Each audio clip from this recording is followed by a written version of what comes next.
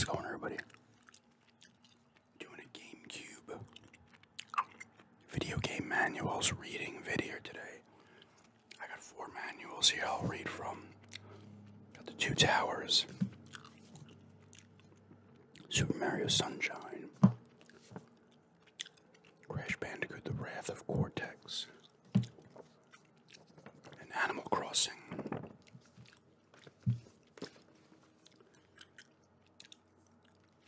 Lord of the Rings has a nice little, perfect thing to read from. It's like a complete description of the whole book, almost. I'll start with this one. I was happy to see the Gamecube collection video do well. And if everybody likes this video, give it a like on this as well. I'm going to do a cover art.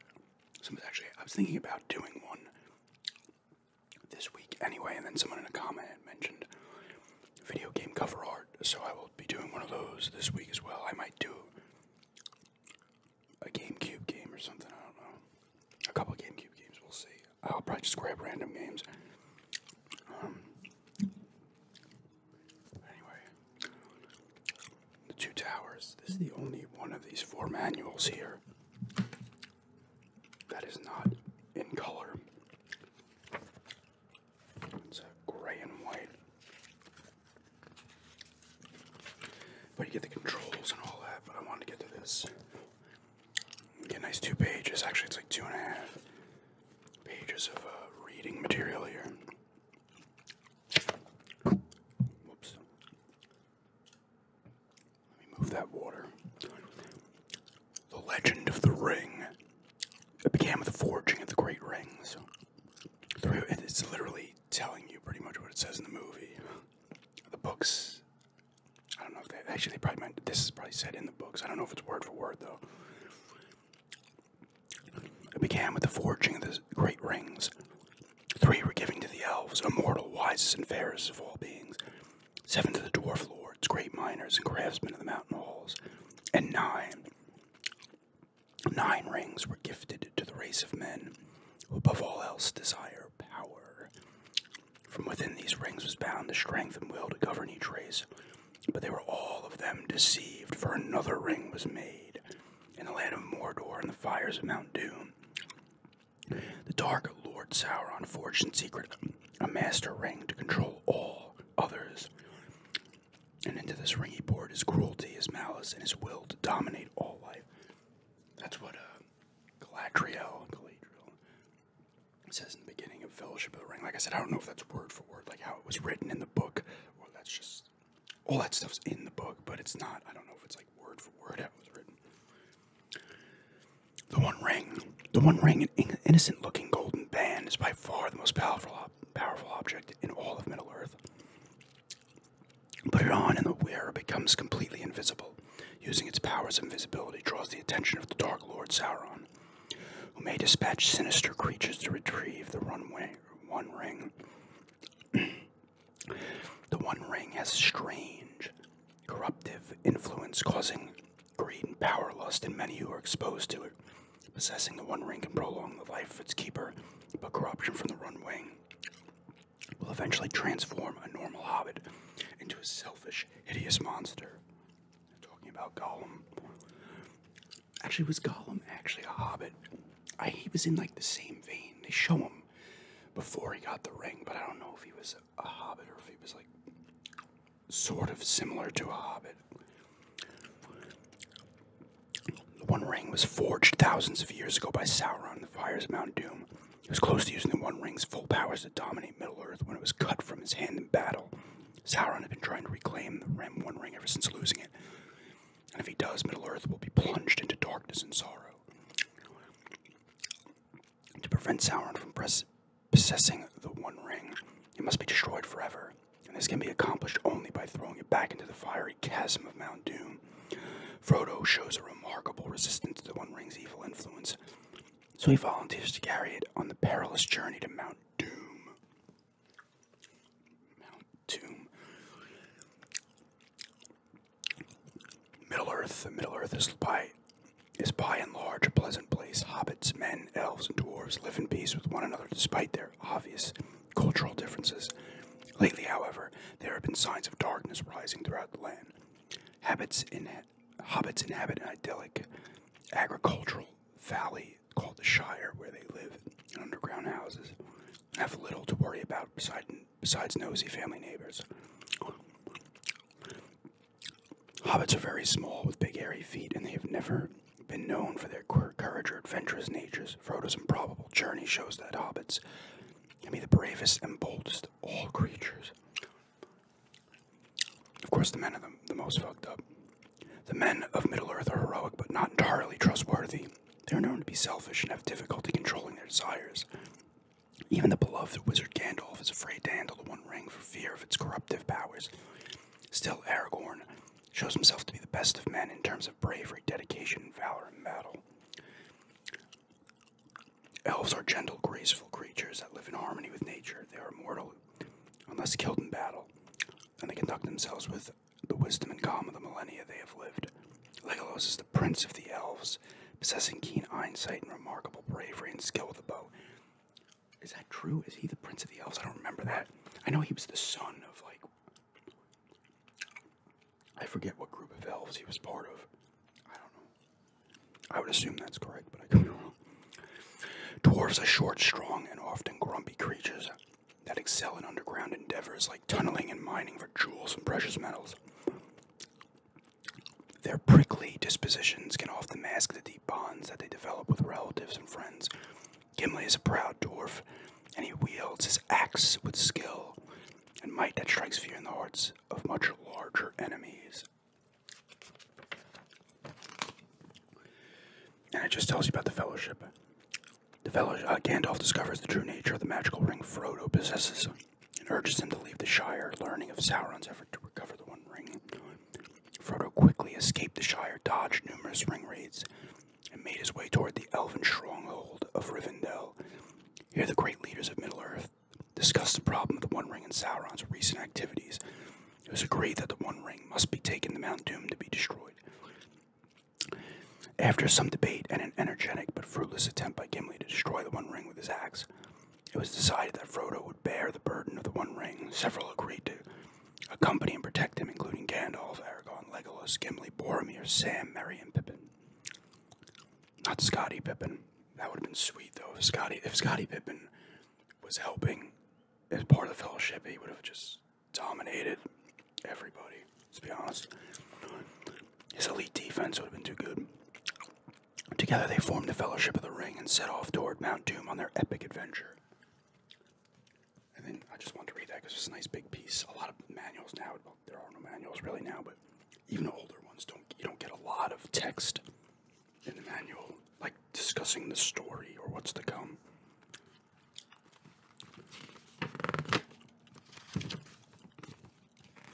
This is warranties. It tells you forces of evil, cave trolls, orcs, alerts. That's the main Uruk-hai. Ringwraiths, Nazgul, Uruk-hai, Sauron, Saruman the White, the Watcher, Wargs. It doesn't mention the Balrog. I don't think you... No. Wait. Do you fight the Balrog in this game? I cannot remember. I don't think you do. You fight him in that role-playing game they made. What was that called? I have it. It's a really cool game, but it takes a lot of liberties. You're like a random group of people fight the Balrog with Gandalf. Obviously, that did not actually happen. What was the name? Why can't I remember the name of that book? Oh,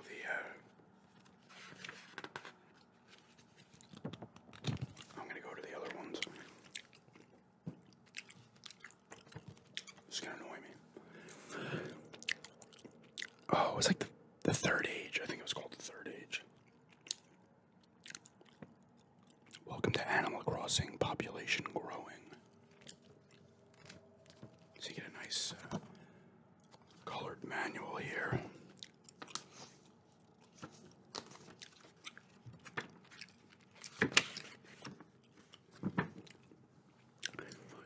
Are you ready to strike out on your own and lead an independent life in Animal Crossing can do exactly that amongst animals.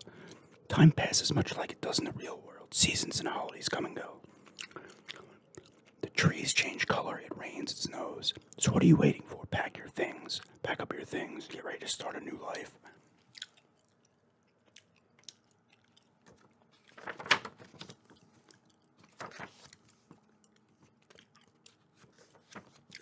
Got the controls, outdoor controls, walk and run. I'm sorry, walk and just regular run. Action, talk, enter a house, use an item, read a sign, shake a tree. Pick up items, check the map. There's a world of fun outdoors. Walk around outside to discover new and exciting things every day. You'll meet new animals, find strange marks on the ground, see all sorts of insects and fish. Be sure to pay attention while you roam around the town. I actually tend to pay attention when I roam around the town, and sometimes you'll find money.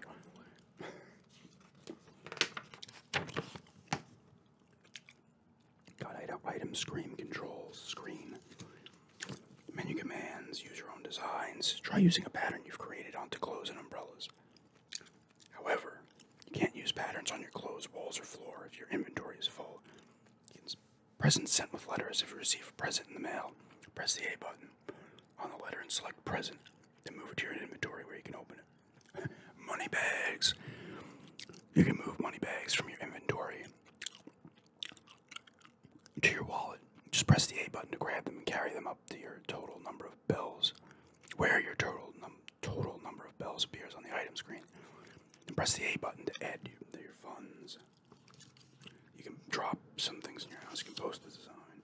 Indoor controls. You can write letters, apparently. There he is, Tom Nook.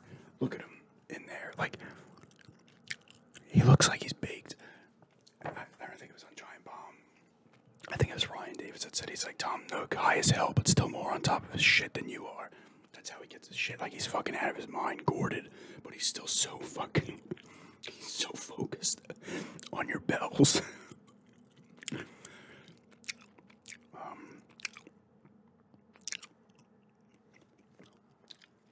You can create secret codes, your own secret codes.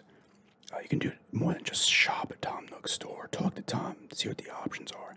Can't find what you want. The store changes its stock every day. If you don't find anything you want, try coming back the next day.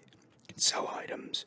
There's turnips. I would assume that's something you want to look or find when shaking trees or digging. Check the price of turnips. It changes daily. Be sure to check the price before you make the sale. If you're not careful, you could wind up losing out. You got the post office here. You can pay off your house. Oh, here we go. When you've paid off your loan, talk to Tom Nook once you finish paying off your loan. He'll be thrilled to upgrade you to a bigger house where you probably have to take another loan out from him. Dude knows what he's doing, right? You can save letters, apparently. You can mail letters, like I said. Oh, the e-reader. This used the e-reader from the Game Boy, I guess. Got the tailor shop here. Mabel, I guess that's the tailor. Police station, wishing well. The dump. Drop off items you no longer need here. If you think about this game as kind of, they were probably doing stuff like this similar on the PC. You had your Sim Cities and stuff like actual, like real world building things. But this game did a lot, especially on consoles. Like this game was kind of, you know, I'm not gonna say revolutionary because I think I'm blowing it out of proportion, but it was kind of a big deal when it came out. I wasn't into it personally, but like people love these games like right out of the gate. You got the museum.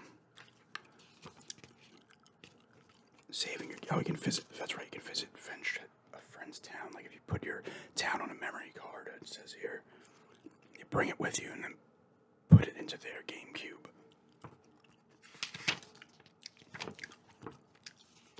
You can visit a tropical island. Oh, Cap'n is the boat, the captain of the boat.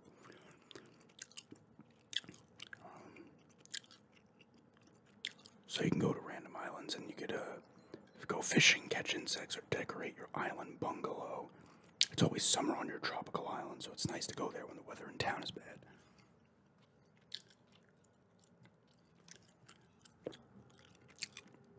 So apparently you can mess with the Game Boy Advance with this game too.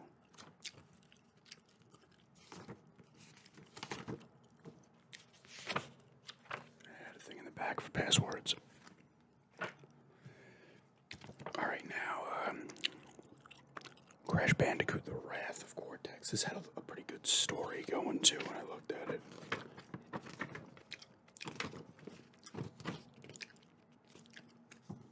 Here we go. Wrath is a terrible thing to waste. When we last saw Crash Bandicoot, he had just defeated Dr. Neocortex and Uka Uka, and was finally going to take some well-earned time off. So now, here he is, with his super smart sis Coco and friendly companion Aku Aku. I'm probably saying these names wrong. Soaking up a few rays on the beach, but as we all know, diabolical evil always finds a way to ruin Crash's day. Somewhere else in the galaxy, Uka Uka holds a bad guy convention. In a newly built space station, the attendees are Dingo Dial, Entropy. Oh, like, is that entropy? Isn't that when you're like, after you die, your body stiffens? Tiny, Engine, and of course Dr. Neocortex. Uka Uka is furious. Evil's productivity is way down, and something has to be done. Luckily, over the past couple of years, Dr. Cortex has been working on a super secret weapon that will surely crush Crash forever. A super bandicoot named Crunch. Unfortunately, he needs more power to finish it. Uga tells the group of baddies a story that I'm not telling you. Several thousand years ago, the ancient ancestors fought a brave battle against the elementals, a group of renegade masks who had control over power of the elements of air, earth, fire, and water. Each mask reigned over a specific element and used these elements to ravage the globe. The ancient ancestors were able to imprison the elementals through the use of special crystals that put them in a state of hibernation. Uka Uka explains that if they can release these masks and harness their destructive power, Cortex complete his super secret weapon and rid themselves of Crash Bandicoot once and for all. Back on Earth, all heck breaks loose. A volcano erupts, showering the land with lava and charred rock. A tornado rages through the jungle, and then a thundering earthquake shakes the earth off its hinges. Aku Aku knows something is very wrong here. He knows the elementals have been unleashed on the world once again. The only way to put an end to the elementals is to find the elemental crystals that are scattered all across the earth. Utilizing her brilliant technical savvy, Coco creates a virtual reality warp device that will take them to different points on the globe to retrieve the crystals. Can Crash and Coco brave the elements and strike Crunch? Will Cortex finally have his day in the sun?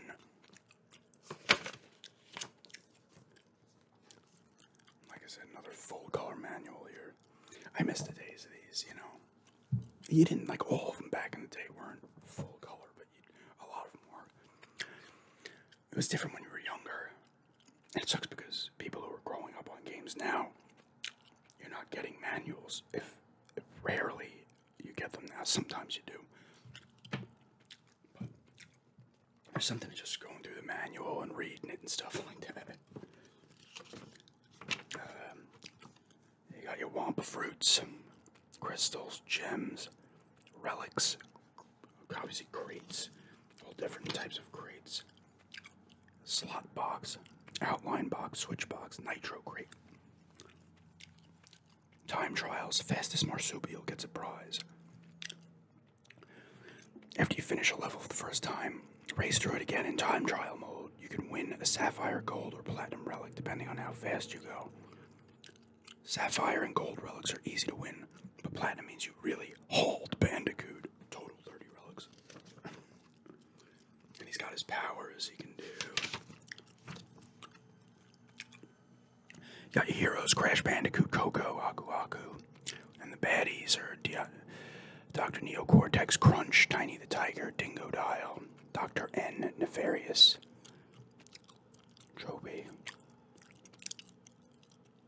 Dr. Nefarious, wasn't he in the Ratchet & Clank games? This is the same dude. Dr. Engine. Ooga Ooga.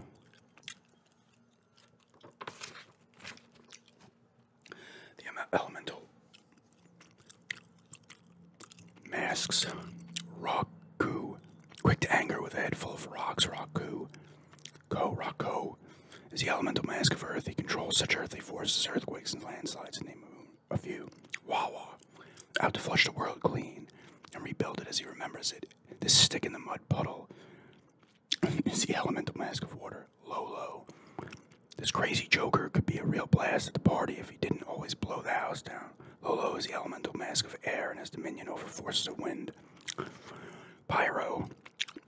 The strongest and the most evil of the ancient elemental masks, Pyro controls the element of fire. His temper is known to go off like a volcano when perturbed. See, this is another one where it had Game Boy Advance stuff. Integration with it. A lot of the Gamecube games actually did that. Nintendo was always pretty good with doing that shit. Them and Sega always kind of took risks. Obviously, Nintendo's still around, Sega is not, but they were always taking risks, even up until the GameCube and Dreamcast, and obviously with Nintendo, the Wii, the Switch and stuff, even the Wii U. Nintendo hasn't made like a straight normal console since the GameCube. And they all were normal consoles, but it's always like a hook or something, you know. Anyway, last one here is Super Mario Sunshine. Once again, you get the nice manual.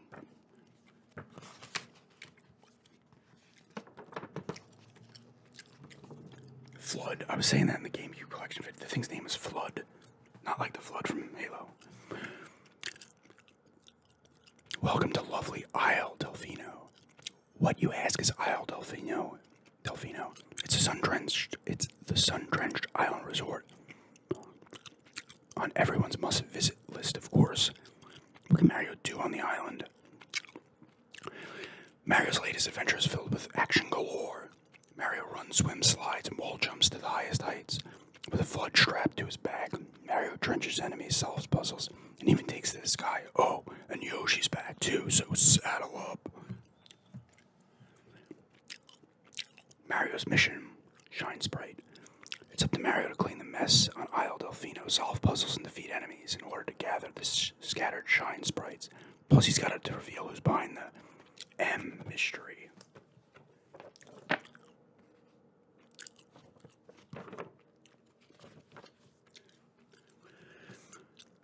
I remember this, I'm pretty sure they're on a plane in the beginning and shit, and you land, and then they're like, where's everybody? All this crap. Mario's vacation gone wrong. Close your eyes and imagine soothing sunshine, accompanied by the sounds of waves, gently breaking at the shore, on the shore. High above, seagulls turn lazy circles in a clear blue sky. This is Isle Delfino. Far from the hustle and bustle of the Mushroom Kingdom, the island resort glitters like a gem in the waters of a southern sea. Mario, Peach, and an entourage of toads have come to Isle Delfino to relax and unwind. At least that's their plan. But when they arrive, they find things have gone horribly wrong. I wouldn't say horribly. It's not like they appeared and there was just a bunch of dead bodies everywhere. According to the island inhabitants, the person responsible for this mess has a round nose, a thick mustache, and a cap. Oh shit, it's Mario. What? But that sounds like Mario. Mario. He got Pinata, Noki. Those are Isle Delfino residents. Toadsworth. Peach's longtime steward, Princess Peach, obviously. And Toad. Who could this mysterious figure be? He looks just like Mario. I don't know who he is. I didn't finish the game, so... The Islanders, not the hockey team, are saying that Mario's mess has polluted the island and caused their energy source, the Shine Sprites, to vanish. Now the falsely accused Mario has promised to clean up the island, but how? Never fear. Flood, the latest invention from GAD Science Inc. Those are the same people behind the Professor EGAD from the Luigi's Mansion games. Now, never fear. Flood, I said that already. Can help Mario tidy up the island, take on baddies, and lend a nozzle in all kinds of sticky situations. That's disgusting. I didn't know this was rated M. island, capture the villain, and clear his good name. It's time for another Mario adventure to get started. And you use the controller using Flood. Game screen, Mario's moves as always. Sidestep, dive, walk, run. Got camera controls, button actions. Does he turn into anything in this game? No, did they get rid of that? You can talk, you can carry, you can throw. Flood gets multi-purpose nozzles. The squirt nozzle. Running squirt. You see, like, it was a perverted game, I didn't realize. Difficult dousing. Sprinkler squirt. Back somersault. Got the hover nozzle, the rocket nozzle, the turbo nozzle. Filler up. Flood only works when there's water aplenty. Be sure to check the water level in Flood's tank on the lower right of the screen. Fill it up before it has a chance to go empty. Yoshi's back. And this time he's killing. Oh my god, he's eating Mario. Find Yoshi and Yoshi's eggs. Bring fruit to these eggs to hatch them. Saddle up. Controls while riding. Yoshi, we all know what he can do. Eat fruit, spit juice. The juice tank in the lower right hand. This is Yoshi control still. In the lower right hand corner of the screen fills up when Yoshi eats a piece of fruit. Press R to spit juice. Use the controller to control the direction of the juice. The effect of the juice depends on the type of fruit Yoshi eats. Try eating many different kinds of fruit and test out your powers of different juices. If Yoshi gets hungry, he'll head for home. If Yoshi gets hungry, he will eat Mario. And then you'll spray Mario's blood all over the place. Yoshi loves fruit. Besides feeding it to his dinosaur buddy, Mario could also kick and throw it. Way to waste food, Mario. Mario doesn't like the healthy food. He's eating all the bad shit. Mario can also kick and throw it. It may come in handy in surprising situations, so experiment. The aisle item, shine sprites, coins, blue coins, red coins, water bottles, 1-up mushrooms. The guidebook, advice for troubled travelers. How do I get to new stages? Isle Delfino is being plagued by a series of problems. Investigating the problems and clearing them up should open up new stages. You got a couple of Q&A here as well. And the typical notes section.